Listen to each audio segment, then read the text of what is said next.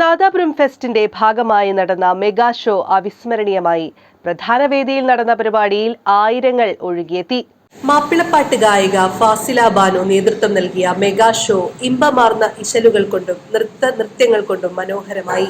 കുറ്റ്യാടി റോഡിലെ പ്രധാന വേദിയിൽ 2.5 മണിക്കൂർ നീണ്ട ഷോ കാണാൻ സ്ത്രീകളും കുട്ടികളും ഉൾപ്പെടെ ആയിരങ്ങളാണ് ഒഴുകിയെത്തിയത്. ജില്ലാ ഫാസ്റ്റ് ട്രാക്ക് കോടതി judge M Shuhaib മുഖ്യാതിഥിയായിരുന്നു.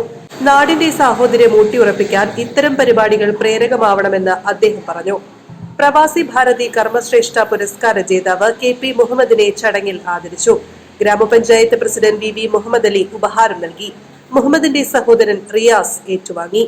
News desk media vision.